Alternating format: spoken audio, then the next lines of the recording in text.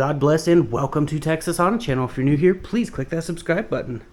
So in a previous video, we got the transmission serviced by AGN in Killeen, Texas. Eric did a really good job, got new bearings in here, so it no longer is making funky noises. So the new bearings are fresh Honda OEM bearings. I will be in the future doing an LSD in here, so when that comes back apart, we'll be doing carbon synchros. I just didn't have enough money to get it done, so just wanted to freshen it up for 500 horsepower, and it's good to go now. So we can go ahead and get the turbo and the transmission back in and get this thing back up and running. So we've already got the subframe dropped out, new ball joints installed, new wheel bearings, and that's pretty much ready to go. We got the new wheels and tires. So all we got to do is get the transmission stabbed back in here. And if you didn't see in previous video, I got the Action Clutch Stage 3 Street Clutch. So it has springs. It's a sprung clutch. Supports 350 torque, 500 horsepower, and it'll be good enough for what I'm going for.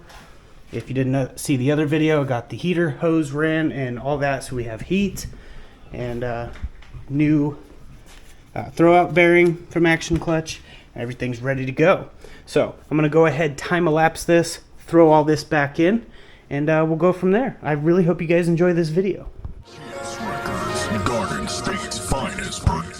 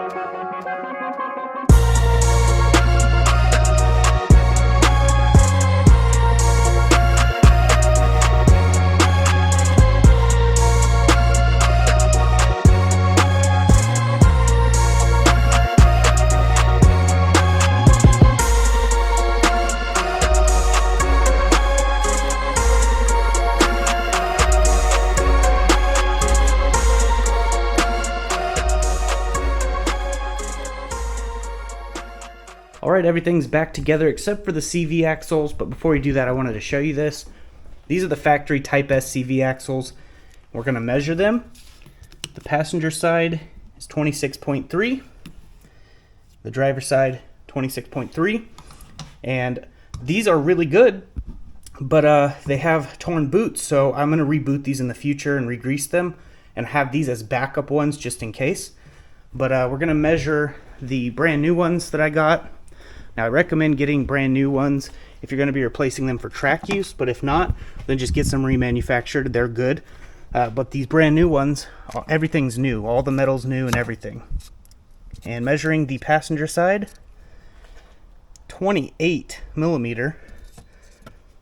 28 millimeter. So these are actually thicker than the factory ones. So in theory, they should be able to hold just a little bit more power. Plus, everything is brand new. Now, with the remanufactured ones, everything is just remanufactured, so they still use the factory shaft and just put new boots, new grease, and some other things, and sandblast them, clean them up, and then they sell them again.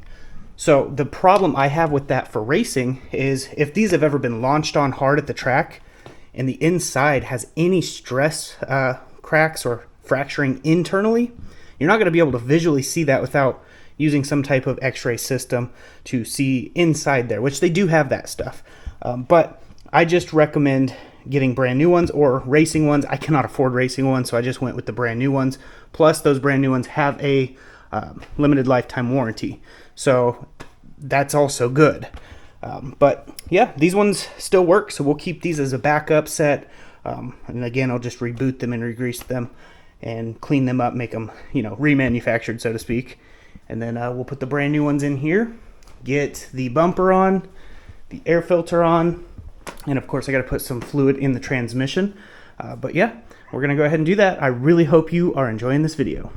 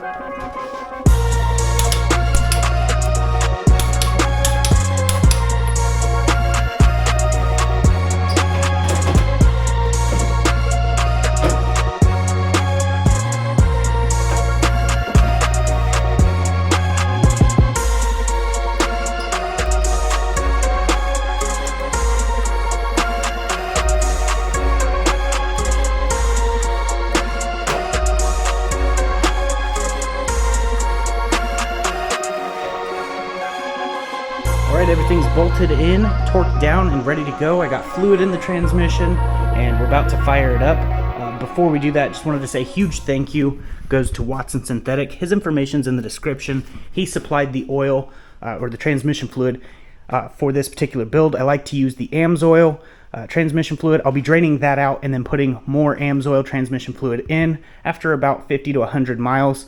So that way it can kind of flush anything out that may have been left over, maybe some shavings or whatever. Even though the inside is clean, I like to do it this way, and it works well. But yeah, it's ready to go. We're gonna fire it up. Everything's looking good. I double checked everything, triple checked. All right.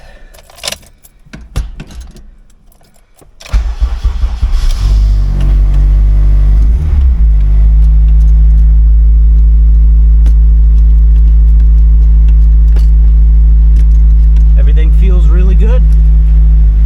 So yeah, next thing to do is break the clutch in. 500 miles, and keeping 500 miles of driving, keeping it under 4,000 RPM. It's going to be a challenge. Definitely show some self-control and patience, but good thing, fruit of the spirit is patience. So I'm going to only be able to do this with God's help, that's for sure. So yeah, we're going to make sure everything's good out here.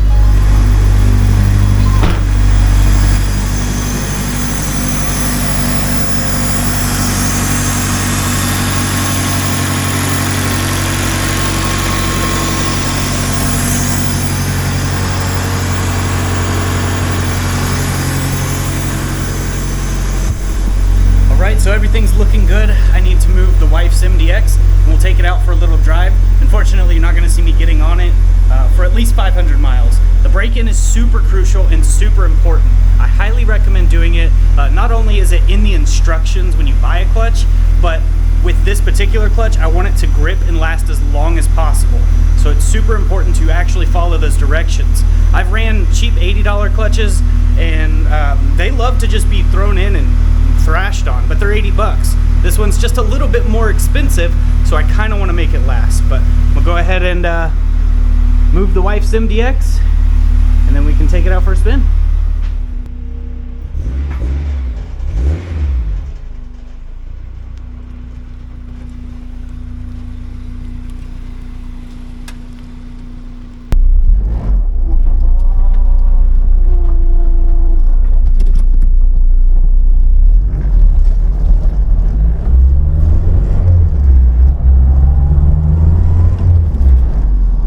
So right off the bat, this clutch is so much more stiff, but it feels amazing.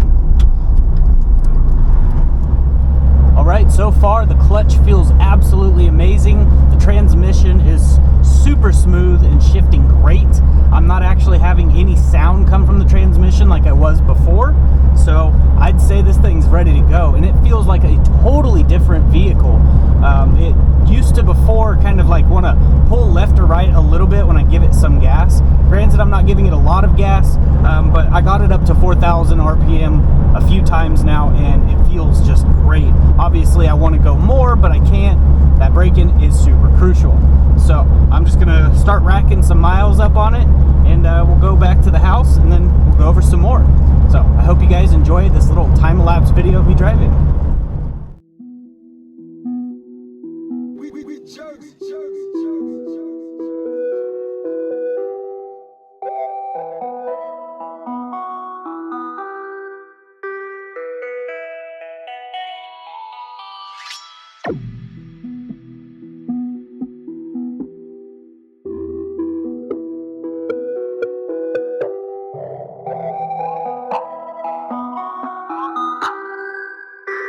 GS Records, Garden State's finest.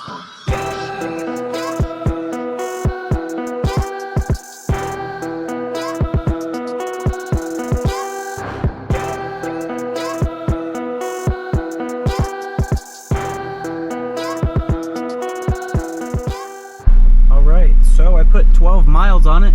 That's not much, but it's a start for sure. And this heater feels absolutely amazing. Now that we've got the actual heater lines ran, if you didn't watch that video, highly recommend checking it out. And yeah, I'd have to call that a success. Well, it drives amazing now. New wheel bearings, new ball joints, new CV axles, new bearings in the transmission. Everything is doing absolutely awesome with the car. And I do need to get another alignment. Also, the wheel balance wasn't an issue. I totally forgot that I need to get all 4 wheels balanced, but it wasn't shaking or having any problems, and I just now realized that. So praise God, that's all good. I still need to get a balance just to have one, but it's not any bent or any issues like that. So I am super happy about that. And yeah, it's just coming together for sure, slowly but surely. And before too long, we'll be able to get this bad boy down the track and at least see a number, because I know you guys have been waiting for that. So have I.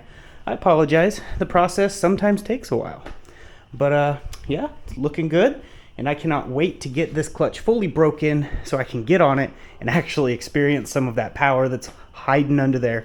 432 is what I believe we left the dyno at, but it did make 443. We just backed it off a little bit. But E85 will be coming soon, if God is willing. I'm going to be running the stock fuel lines. I'm going to be doing some testing to kind of see what the limits are on the factory fuel lines. I already made 443 on stock fuel lines, stock fuel pump. But with the E85, things are a little bit different. So we're just going to see and see exactly what happens. So definitely want to stay tuned for that video and all of that information. But I am really, really happy with how this is turning out. And I just appreciate all of you guys for hitting that like button, sharing the videos around, subscribing to the channel, and interacting with me. It means a lot. But that is basically it for this video. I really hope you enjoyed it. If you did, please let me know in the comments. And there will be more content coming out as soon as possible. So with that being said, I'm going to go ahead and get off here. But before I do, I did want to say I will leave a link in the description for a Gideon Bible if you want to download one for free. It's totally free to do. Apple or Android, it works for either, and they have English Standard Version or King James. I personally prefer the King James, but English Standard Version is easier to read, so depends on which one you want. But everyone should know the Word of God, know their worth, and what God has come to do. He's come to save the sinner and set the captive free. So if you feel like you need set free from anything, addiction-wise, or you just don't feel loved, read the Word. God loves you, and I love you too. But that is basically it for this video. I will see you guys in the next video. And as I like to say, God bless, stay safe, and stay awesome.